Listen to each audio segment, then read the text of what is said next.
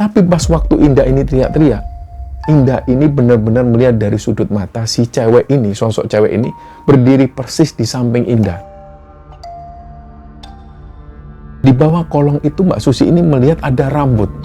Rambut ini tiba-tiba memanjang, dan di situ Mbak Susi melihat ada raut wajah perempuan yang hancur sekali. Beliau bilang bahwa malam itu sebenarnya ada sosok kuntilanak yang sengaja menyerupai wajah Bu Asri.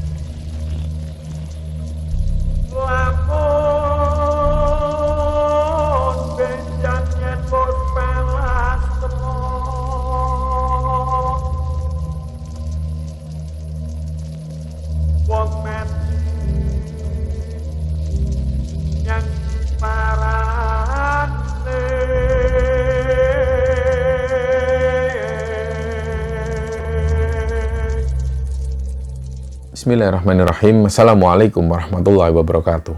Sobat Kembara Sunyi dimanapun teman-teman berada. Pada kesempatan kali ini kami akan membagikan cerita yang dikirim oleh Sobat Kembara yang bernama Anita yang asalnya dari Jawa Tengah.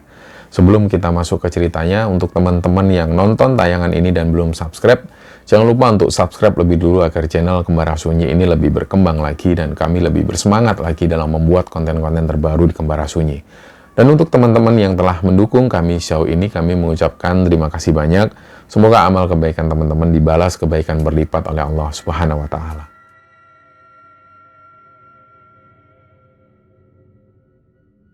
Cerita di episode kali ini, teman-teman, ceritanya tentang situasi horor di kampus yang pernah dialami oleh Sobat Kembara yang bernama Anita. Jadi Anita ini sekarang tinggal di daerah Jawa Tengah. Sebelumnya pada waktu Anita ini kuliah di sekitaran tahun 2017, dia ini kuliahnya di salah satu kampus di Jakarta. Nah, di sanalah dia mengalami kejadian horor. Jadi awalnya pada saat Anita kerja di Jakarta itu, dia ini dapat usulan dari Pak D-nya supaya dia juga kuliah. Ambil jurusan apapun yang penting kuliah untuk bekal dia di masa yang akan datang. Nah, di situ setelah dia berpikir agak lama, terus kebetulan Anita ini punya simpenan. Uang simpenan inilah yang akhirnya dibuat Anita untuk mendaftar kuliah. Awalnya dia kuliah ini di kuliah pagi. Dia kuliah normal seperti biasa. Sampai sekitar semester 5, dia mendapat kerjaannya itu mengharuskan dia ini kerja di pagi hari sampai sore hari. Nah, dari situlah kemudian Anita ini ambil kuliah yang shift malam. Dari mulai jam 4 sore sampai sekitar jam setengah 10 atau kadang jam 10 malam. Nah, pada waktu si Anita ini ambil kuliah sore, dia ini ternyata lebih nyaman sama teman-temannya yang ada di sana. Banyak teman-teman yang kuliah di kuliah sore itu, mereka ini umumnya pekerja-pekerja juga. Dan obrolan mereka ini nyambung. Padahal waktu si Anita ini kuliah pagi, dia ini juga punya teman, tapi nggak seakrab teman-temannya yang di kuliah sore ini. Nah, mulai dari situ kemudian Anita ini sering setelah kuliah sambil nunggu kuliah yang lain, kelas yang lain, dia ini menghabiskan waktu bersama teman-temannya itu. Di antara teman-teman Anita ini ada juga yang sudah berumah tangga. Dan di situ ada seorang perempuan, teman-temannya ini manggil dengan panggilan Mbak Susi. Mbak Susi waktu itu kondisinya hamil 6 bulan. Ada juga beberapa teman laki-laki, ada Hasan dan juga Sueb. Ini teman akrab semua. Jadi setelah kuliah mereka biasanya nongkrong di sebuah tempat. Di situ mereka nongkrong sambil nunggu kuliah selanjutnya. Nah, pada sebuah obrolan, tiba-tiba si Hasan ini ngobrol bersama si Su'aib itu, dan obrolan mereka ini serius. Sebenarnya waktu itu Anita dan teman-teman cewek juga lagi ngobrol. Mereka tahu bahwa waktu itu si Hasan ini ngobrol serius dengan Su'aib, tapi mereka nggak memperhatikan secara seksama. Terus pada waktu obrolan si cewek-cewek ini selesai, mereka itu mendengar secara seksama. Kira-kira yang diobrolin Hasan ini apa? Kok dari tadi mereka ngobrol secara serius? Nah, dari situ ternyata mereka tahu Hasan dan Su'aib ini lagi ngomongin kejadian horor yang pernah terjadi pada saat mereka kuliah malam. Akhirnya mereka ini ikut nimbrung. Dan ternyata dari obrolan ini, ada salah satu dari mereka ini yang juga ikut angkat bicara. Salah satu di antara mereka ini ternyata juga pernah mengalami kejadian horor, yaitu Mbak Susi. Nah, sebelum Mbak Susi cerita, Hasan ini cerita lebih dulu. Bahwa dulu pas dia duduk di semester 2, di kuliah sore itu dia punya teman. Namanya Indah. Indah ini anaknya biasa-biasa saja. Dan tiba-tiba pada satu saat, pas waktu mereka ini kuliah malam sekitar jam 8 malam di sebuah kelas, Indah ini izin ke belakang. Pas waktu Indah izin ke belakang, toilet ini nggak terlalu jauh memang. Terus tiba-tiba nggak sampai 10 menit, mereka dengar Indah ini teriak-teriak. Wah, teriak-teriak nggak karu-karuan, sampai akhirnya kelas ini bubar semua. Jadi semua yang ada di dekat toilet ini, kelas-kelas ini bubar semua menuju ke toilet. Nah, posisi Indah waktu itu posisinya terkunci di dalam toilet. Jadi toilet ini ada pintu utama dan kemudian ada pintu-pintu yang masuk ke toilet pribadi. Nah, di situ ternyata Indah ini terjebak di pintu utama toilet itu. Jadi pas waktu semua orang-orang berkumpul di depan toilet, posisi Indah ini masih terkunci. Mereka sendiri heran karena kunci itu berada di dalam. Nah, pas berusaha dibuka, banyak orang yang datang berusaha buka, ternyata pintu ini memang benar-benar terkunci dari dalam. Akhirnya ada 2 orang security yang datang, mereka berdua memutuskan untuk mendobrak pintu toilet ini, karena mereka nggak kuat mendengar suara Indah yang teriak-teriak histeris ketakutan. Dibantu sama mahasiswa-mahasiswa yang lain, mereka pun berusaha mendobrak pintu toilet ini, dan akhirnya pintu ini pun kebuka. Di situ mereka melihat Indah ini wajahnya sudah pucat banget, dan yang Indah bisa lakukan dia cuma lemes. Akhirnya dia dibawa ke unit kesehatan setempat. Ketika ada di sana, Indah ini minta langsung pulang.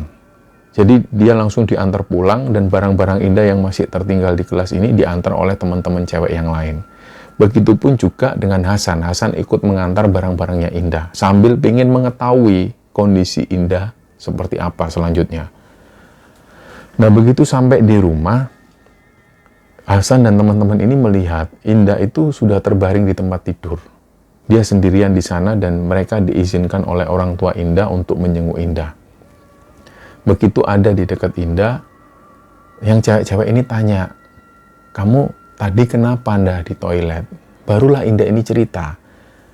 Jadi pas waktu dia izin ke toilet, dia masuk toilet itu dia sendirian. Toilet ini sepi karena memang mahasiswa-mahasiswi ini sedang ada jam di kuliahnya masing-masing. Jadi toilet ini sepi, pintu utama ditutup, dan Indah ini masuk di pintu toilet yang kedua. Pas waktu Indah ini menyelesaikan buang air kecilnya, dia sudah selesai sebenarnya. Tiba-tiba dia mendengar ada suara orang yang melangkah. Nah, itu jelas sekali. Jadi toiletnya itu di bawah ada kolong. Jadi masih bisa melihat bayangan, bahkan kalau kita mendongak ke bawah, ini bisa melihat kaki orang yang ada di luar toilet. Posisinya seperti itu, dan Indah ini sempat ngelihat ada bayangan memang, ada orang yang jalan. Nah, anehnya, kalau memang ada orang atau perempuan yang masuk ke toilet itu, pastinya pintu utama ini kebuka lebih dulu. Tapi anehnya Indah ini nggak mendengar pintu utama kebuka. Jadi dia diamkan, dia abaikan itu. Ternyata pas Indah ini mau buka pintu toilet, pintu ini kayak ada yang nahan dari luar. Ini jelas-jelas banget benar-benar kayak ada orang yang sengaja berdiri di pintu toilet itu, dan Indah ini nggak bisa buka. Akhirnya Indah pun bilang, "Mbak, permisi Mbak, jangan halangin saya." Karena Indah melihat betul bayangan sosok perempuan ini kelihatan dari bawah. Nah, karena si perempuan ini aneh menurut Indah, akhirnya Indah pun tutup pintu itu lagi. Si Indah ini masih bisa melihat bayangan perempuan ini. Akhirnya dia pun diem, dia sambil ngomong ke perempuan ini, "Mbak, saya mau keluar." Mbaknya minggir dulu. Tapi si perempuan ini tetap ada di sana. Nggak lama berselang, sosok perempuan ini pun jalan. Indah ngelihat bayangan itu, terus dia ini menuju ke pojok. Nah, tiba-tiba si perempuan ini kayak bersenandung, tapi senandungnya itu nggak jelas. Nah, kira-kira menurut Indah waktu itu dia ini bersenandung, kira-kira seperti itu. Nah, merasa bahwa si perempuan ini sudah pergi, dia menuju ke arah pojok. Indah pun buka pintu toilet itu, dia pun keluar. Nah, ternyata pas dia keluar, dia melihat ke arah pojok. Di pojok itu ada wastafel dan ada cermin. Ternyata di situ Indah nggak melihat siapapun. Jadi toilet ini kosong, nggak ada siapapun selain Indah. Disinilah Indah ini sudah mulai takut, dia mulai merinding. Dia mencoba untuk keluar menuju ke pintu utama toilet itu. Nah, disinilah Indah itu nggak bisa membuka pintu toilet utama karena pintu toilet ini terkunci. Indah ini ingat, semua mahasiswi yang ada di sana yang pernah ke toilet pasti tahu ada kunci memang, dan kunci ini diletakkan di dalam. Nah, waktu itu Indah nggak melihat kunci ini, tapi posisi pintu dalam keadaan terkunci. Nah, pas Indah coba buka pintu ini, dia sambil ketakutan, dia belum teriak-teriak. Tapi tiba-tiba Indah ini mendengar ada suara perempuan ini lagi, dia bersenandung lagi. Dan pas Indah ini noleh ke belakang, dia nggak melihat siapapun, tapi suara ini terdengar sampai menggema suaranya. Nah, disinilah Indah itu teriak-teriak. Dia sambil berusaha membuka pintu utama toilet ini. Pada akhirnya Indah mendengar ada banyak orang yang sudah berkumpul di depan pintu toilet itu. Akhirnya Indah ini sambil terus teriak-teriak. Tapi pas waktu Indah ini teriak-teriak, Indah ini benar-benar melihat dari sudut mata si cewek ini, sosok cewek ini berdiri persis di samping Indah. Dan Indah nggak berani melihat sedikit pun. Tapi kelihatan dari sudut mata bahwa si perempuan ini ada di samping Indah persis. Pada waktu Indah teriak-teriak sambil mencoba membuka pintu toilet ini. Jadi Indah nggak bisa ngapa-ngapain kecuali dia terus teriak minta tolong. Sampai pada akhirnya Indah ini disuruh menjauh dari pintu karena pintu mau didobrak. Pas Indah ini mundur ke belakang, disinilah Indah melihat jelas sosok perempuan ini, wajahnya itu hancur banget. Dan Indah nggak bisa melihat secara jelas karena dia sudah terlanjur takut. Dia tutup mata sambil terus teriak-teriak. Pada akhirnya pintu toilet ini pun berhasil didobrak. Nah, dari sinilah Indah pun bercerita kepada teman-temannya, termasuk Hasan yang waktu itu sempat mampir ke rumah Indah. Dan mulai saat itu juga Indah nggak mau lagi kuliah di sana. Nah, karena Indah ini juga bisa dikatakan anak orang yang mampu, jadi pas waktu dia memutuskan nggak mau kuliah lagi, dia langsung pindah ke kampus yang lain. Cerita ini pun kemudian beredar kemana-mana.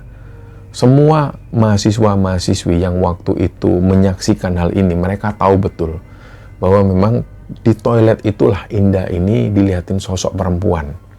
Nah, sebenarnya mereka ini sering mendengar selentingan-selentingan kabar bahwa di kampus mereka itu, di sekitaran tahun 2007 atau 2008, ada seorang mahasiswi yang pernah kuliah di sana. Dia ini pernah lompat dari lantai 4 gedung itu. Nah, kabarnya perempuan ini memang punya riwayat, dia pernah ke psikolog dan lain sebagainya, dia mengalami depresi, dan menurut petugas kebersihan yang sudah bekerja di sana selama puluhan tahun, ceritanya perempuan ini memang pada saat kuliah, kalau dia lagi benar-benar depresi, dia menuju ke toilet dan dia nangis di sana sampai berjam-jam. Nah, sampai pada akhirnya ketika dia benar-benar mengalami depresi yang parah, dia lompat dari lantai 4 di gedung itu. Dan kebetulan kuliah mereka ini memang ada di lantai 4 dan kejadiannya ada di sana. Nah, setelah mendengar cerita dari Hasan dan Sueb tentang si Indah yang pernah ditakuti di toilet itu, akhirnya Mbak Susi ini pun cerita. Ternyata Mbak Susi ini sebelum dia hamil, dia pernah mengalami kejadian horor. Dan kejadiannya sama, juga di toilet itu. Jadi ceritanya, waktu menunggu jam kuliah selanjutnya, Mbak Susi ini menuju ke toilet. Nah, waktu itu masih ada beberapa mahasiswi yang ada di toilet, dan kemudian 2 orang mahasiswi ini keluar, tinggallah Mbak Susi sendirian. Nah, Mbak Susi ini, mohon maaf, dia mau mengganti panty linernya. Dia masuk ke dalam toilet, dan dia mengganti panty liner. Tiba-tiba Mbak Susi ini mendengar ada suara langkah kaki. Dan cerita Mbak Susi ini hampir mirip dengan cerita Indah. Ada sosok perempuan yang masuk, tapi Mbak Susi nggak mendengar pintu utama ini kebuka. Di situ Mbak Susi mengabaikan. Mungkin, menurut Mbak Susi, mungkin dia nggak mendengar pintu utama ini kebuka. Jadi dia mengabaikan, dia sempat melihat bayangan sosok perempuan ini jalan menuju ke pojok ke arah wastafel. Nah, selesai Mbak Susi mengganti panty liner, Mbak Susi ini mau keluar. Tiba-tiba ada perempuan yang masuk ke toilet sebelah. Nah, Mbak Susi pun tetap mengabaikan. Dia buka pintu toilet, ternyata pintu toilet ini rusak atau apa, dia nggak tahu, yang jelas pintunya nggak bisa dibuka. Nah, di situ Mbak Susi tetap tenang. Sambil dia ini mendengar jelas perempuan yang ada di samping toilet itu, dia melakukan aktivitas, dan aktivitasnya ini aneh, ganjil. Jadi si perempuan ini bukan buang air kecil atau bukan buang air besar. Dia ini seperti menggaruk-garuk dinding. Nah, dinding tembok ini atau sekat-sekat toilet ini hanya dibuat partisi dari bahan kayu yang dilaminasi seadanya. Jadi benar-benar kalau ada yang menggaruk-garuk dari samping, ini pasti terdengar. Nah, di situ Mbak Susi sudah merasa aneh. Dia waktu itu cuma berpikir, ini anak ini agak aneh banget. Nah, dia berusaha membuka pintu toilet, tapi karena pintu toilet ini macet, dia masih ada di dalam toilet itu. Nah, tiba-tiba di bawah kolong itu Mbak Susi ini melihat ada rambut. Rambut ini tiba-tiba memanjang, dan di situ Mbak Susi melihat ada raut wajah perempuan yang hancur sekali. Nah, anehnya waktu itu, sosok perempuan berwajah hancur ini noleh ke arah Mbak Susi, dan dia ini tersenyum. Akhirnya disitulah Mbak Susi ini mencoba membuka dengan kenceng banget pintu toilet itu, sampai pada akhirnya pintu toilet ini pun kebuka dan Mbak Susi lari keluar. Nah, kejadian ini nggak diceritakan siapapun oleh Mbak Susi. Dia hanya cerita ke suaminya pada saat suaminya menjemput Mbak Susi pulang kuliah. Nah, akhirnya cerita ini diceritakan juga oleh Mbak Susi. Nah, di sini Anita itu akhirnya berpikir ternyata banyak cerita horor. Padahal pada saat Anita kuliah di kampus itu, dia ambil shift pagi, dia nggak pernah mendengar cerita-cerita horor. Mungkin kejadian-kejadian horor ini hanya dialami oleh mahasiswa yang ambil shift sore. Nah, setelah cerita-cerita itu, mereka pun bubar, kembali ke kelas lagi. Waktu itu memang Anita dan teman-teman ini nggak mengambil pusing cerita-cerita itu. Mereka hanya cerita dan kemudian melupakan. Mereka pun mengikuti kuliah ini sampai sekitar 2 mingguan. Nah, setelah 2 minggu itu, tiba-tiba Anita sendiri inilah yang mengalami kejadian aneh. Jadi ceritanya waktu itu Anita ini datang terlambat. Dia ada kuliah di jam 8 malam, dia ini lari tergopoh-gopoh melewati lorong. Nah, lorong ini sudah sepi. Waktu itu Anita cuma berpikir, mungkin mahasiswa-mahasiswa ini sudah masuk ke kelasnya masing-masing. Tapi anehnya memang, pada saat dia melewati kelas itu, dia nggak mendengar ada dosen yang mengajar, ada suara mahasiswa yang berisik. Dia nggak mendengar itu sama sekali. Nah, terus akhirnya Anita ini menuju ke kelas yang paling pojok. Di situ dia langsung masuk. Nah, dia ini akhirnya merasa ganjil karena di kelas itu kosong dan lampu dalam keadaan mati. Dia pun bingung, dia menghubungi teman-temannya. Loh, ini kuliahnya di mana? Kok kalian nggak ada di kelas? Barulah di situ ada yang menjawab di grup bahwasanya kelasnya ini nggak di sana. Kelasnya ini di gedung yang lain. Mungkin waktu itu memang benar Anita ini lupa. Jadi dia sendirian di dalam gedung itu di lantai 4 dan di kelas itu dia sendirian dalam keadaan lampu yang mati. Nah, Anita pun akhirnya geser. Dia coba keluar dari kelas, lampu ini sama sekali gak dinyalakan oleh Anita. Tiba-tiba pas dia mau keluar pintu kelas, dia mendengar ada suara bangku yang digeser. Krek. Nah, otomatis Anita pun noleh. Dia noleh dan cahaya ini remang-remang. Kelas ini mendapat cahaya pantulan dari lampu yang ada di luar gedung. Dia melihat samar-samar di situ ada sosok perempuan, rambutnya panjang sekali. Nah, awalnya Anita ini nggak takut sama sekali. Dia malah menanyakan kepada si cewek ini, "Loh mbak, kelasnya nggak di sini. Mbaknya kok di sini?" Tapi seketika itu juga, pas setelah Anita tanya kepada perempuan ini, barulah Anita ini sadar, ini bukan manusia, ini bukan mahasiswi. Akhirnya Anita pun lari. Dia lari terbirit-birit dan akhirnya sosok perempuan ini ngikuti. Jadi benar-benar dia mengikuti Anita ini sambil melayang. Terus tiba-tiba Anita ini sudah nggak bisa lagi berlari, dia nafasnya habis, dia berhenti sejenak dan perempuan ini pun ikut berhenti. Si perempuan ini tetap ada di samping Anita. Tapi Anita sama sekali nggak berani noleh ke arah perempuan ini. Dia melanjutkan menuruni tangga sampai di lantai 2 dan sosok perempuan ini masih ngikuti. Dan benar-benar sosok perempuan ini sudah nggak mengikuti Anita ketika dia keluar dari gedung itu. Dan pada akhirnya Anita ini cerita ke teman-temannya tentang kejadian yang baru dialami. Nah, setelah Anita mengalami kejadian itu, dia nggak mau salah lagi. Jadi pas ada kuliah malam di lantai 4, dia tanya lebih dulu ke teman-temannya apakah benar kuliahnya digelar di lantai 4 di kelas pojok. Kalau teman-temannya sudah bilang kelasnya benar di lantai 4, Anita baru naik. Kalau dia belum ada jawaban, dia nggak berani naik karena dia takut mengalami kejadian yang itu lagi. Nah, beberapa bulan setelah itu, ada seorang dosen. Dosen ini namanya Bu Asri. Nah, Bu Asri ini usianya nggak terlalu tua. Beliau ini biasanya memang sering ganti-ganti jam. Jadi kalau ada jam beliau yang di jam 4 sore, kalau beliau ada acara lain, beliau mengundur kelasnya di jam-jam malam sekitar jam 8. Tapi biasanya kelas itu hanya digelar sebentar, hanya sekitar 1 jam, jam 9 sudah selesai. Nah, waktu itu kebetulan Bu Asri ini mengundurkan jam kelasnya, karena Bu Asri bilang, dia ada pertemuan sebuah seminar di kampus yang lain. Nah, teman-teman ini sudah saling mengabari di grup. Dan waktu itu Bu Asri bilang kelasnya yang bisa dipakai adalah di gedung C. Karena memang jadwal kelas Bu Asri ini jam 4 sore. Kalau Bu Asri mengundurkan kelasnya di jam 8 malam, tentu di jam-jam seperti itu, di jam 8 malam, kelas-kelas yang lain ini sudah dipakai oleh mata kuliah yang lain. Akhirnya Bu Asri bilang, kelasnya nanti digelar di gedung C, di lantai 3. Nah, mereka semua ini tahu umumnya bahwa di gedung C ini terkenal angker, apalagi di lantai 3. Jarang sekali ruangan ini dipakai, kecuali memang sangat darurat.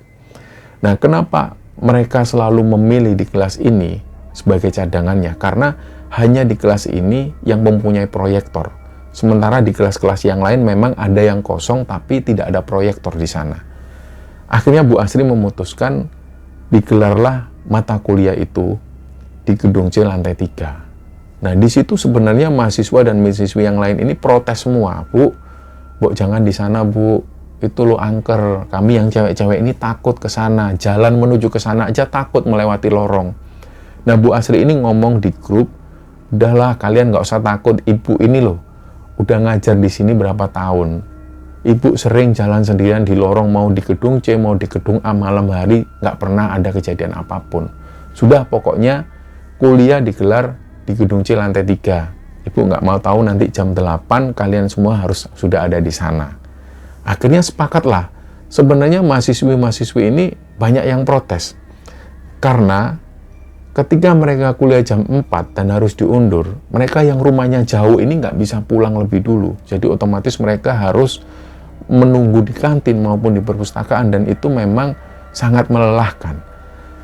Nah, akhirnya Anita sendiri pun waktu itu memang menunggu di kampus sampai jam 8 malam.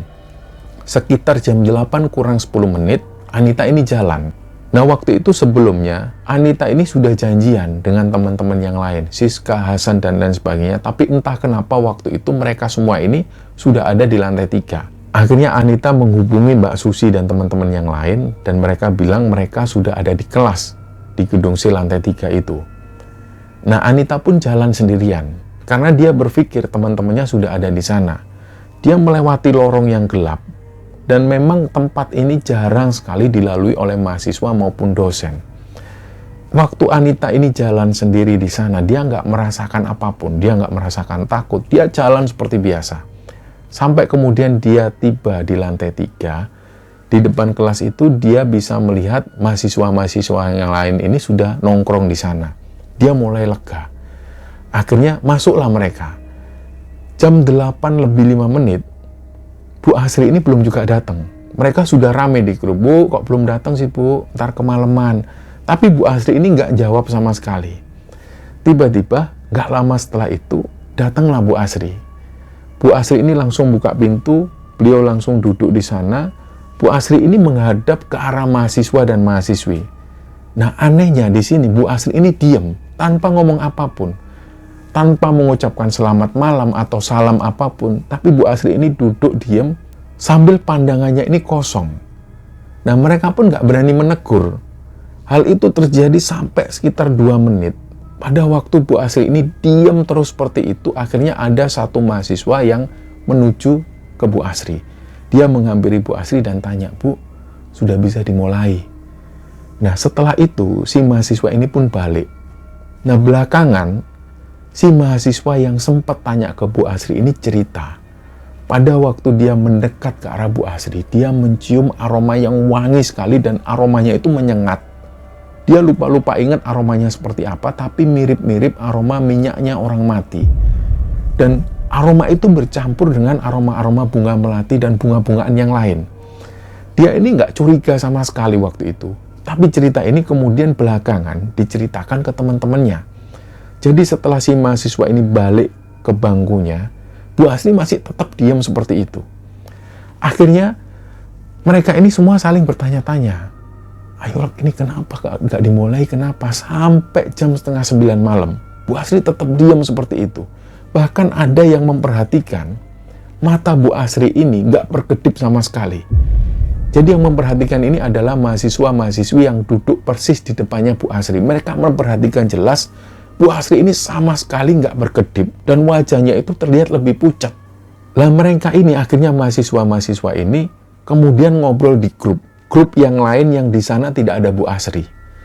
Jadi awalnya Anita melihat ada mahasiswi yang duduk di depan, dia bilang, "Ini Bu Asri kok aneh banget, wajahnya pucat. Terus aku sekilas mencium aroma-aroma seperti aroma melati. Aku kok jadi merinding, guys." Dia ngomong ke grup seperti itu dan ditanggapi oleh mahasiswa yang lain. Salah satunya adalah mahasiswa yang waktu itu mendekat ke arah Bu Asri. Dia bilang, "Iya bener, aku tadi juga mencium aroma wangi banget dari Bu Asri. Parfumnya aneh banget, guys."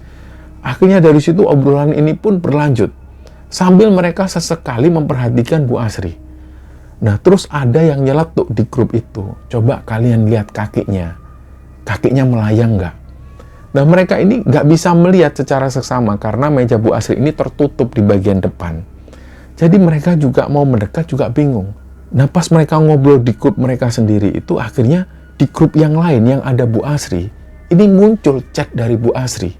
Bu Asri ini bilang, "Teman-teman, maaf ya, Bu Asri nggak jadi ngajar. Tadi ada kerjaan yang mendadak banget, mohon maaf kalau kabarnya ini mendadak. Tugas selanjutnya, kalian lihat email masing-masing."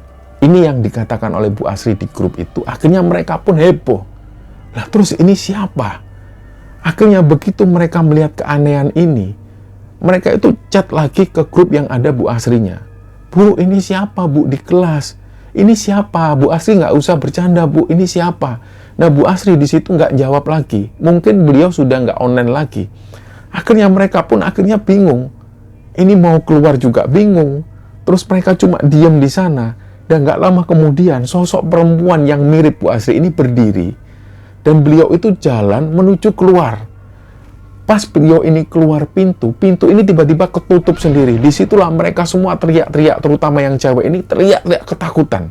Pas sosok yang menyerupai Bu Asri ini keluar dari kelas, ada beberapa mahasiswa yang coba melongok keluar ke arah lorong itu. Mereka ini nggak melihat apapun. Jadi dari situlah mereka bilang, "Ayo keluar. Mereka keluar semua, rame-rame mereka keluar dari kelas itu dan kemudian mereka menuju ke parkiran. Mereka lapor ke security. Nah, anehnya waktu itu security yang dapat laporan hal ini, mereka nggak berani menuju ke sana. Nah, belakangan ternyata security ini juga pernah ditakutin di lantai 3 di gedung C itu. Akhirnya keesokan harinya, Bu Asri ini jawab, "Loh, emangnya kalian ini kenapa kok ngomong kayak gini? Ibu nggak datang waktu itu, yang datang siapa?" Bu Asri malah tanya seperti itu. Akhirnya pas waktu mereka ketemu di kampus, mereka cerita. Bu Asri pun juga cerita. Ternyata cerita Bu Asri yang sebenarnya itu seperti ini. Bu Asri ini sebenarnya dia nggak ada acara lain. Waktu itu Bu Asri sudah datang sekitar jam 8 lebih 5 menit. Pas waktu Bu Asri ini jalan menuju ke arah lorong, Bu Asri ini sempat melihat ada sosok perempuan. Perempuan ini rambutnya panjang, wajahnya hancur. Bu Asri ini awalnya mengira bahwa ini cuma halusinasi. Dia pun lewat. Dan pas waktu melewati sosok perempuan ini, Bu Asri semakin melihat dengan jelas raut wajah perempuan ini. Wajahnya hancur, pucat. Dan yang membuat Bu Asri ini merinding dan beliau nggak jadi naik ke atas. Karena si sosok perempuan ini menyapa Bu Asri. "Malam, Bu." Inilah yang membuat Bu Asri ini akhirnya langsung ambil sepatu hak tingginya itu. Dan beliau langsung lari ke birit-birit menuju ke bawah. Nah, dari cerita Bu Asri ini, akhirnya mereka jadi sadar bahwa waktu itu, malam itu ketika digelar kuliah, yang datang ini bukanlah Bu Asri, tapi sosok yang lain. Nah, ada satu dosen laki-laki yang beliau ini punya kelebihan secara supranatural. Beliau bilang bahwa malam itu sebenarnya ada sosok kuntilanak yang sengaja menyerupai wajah Bu Asri. Dia sengaja menggoda anak-anak atau mahasiswa-mahasiswi yang ada di sana. Nah, untungnya menurut si dosen ini, si kuntilanak ini nggak berbuat apa-apa selain hanya menakuti mahasiswa dan mahasiswi. Nah, setelah mendengar cerita dari dosen ini, mereka pun akhirnya nggak mau lagi menggelar kuliah di gedung C lantai 3 itu. Nah, singkatnya setelah kejadian itu, mereka ini nggak pernah lagi mengalami kejadian-kejadian horor dan pada akhirnya Anita ini pun lulus dari kampus tersebut. Dia memutuskan pulang lagi ke rumahnya yang ada di Jawa Tengah. Nah, cerita inilah teman-teman yang dibagikan oleh Anita kepada Kembara Sunyi, dan semoga kisah ini bisa kita ambil hikmah dan bisa kita ambil pelajaran di dalamnya. Mohon maaf kalau ada salah-salah kata. Wassalamualaikum warahmatullahi wabarakatuh. Malam indah bulan purnama, dikala ku terpesona, datanglah karib meminta diri untuk baikan bakti. Meskipun berat menekan rasa, kata diucapkan, namun untuk menuju aku sampaikan.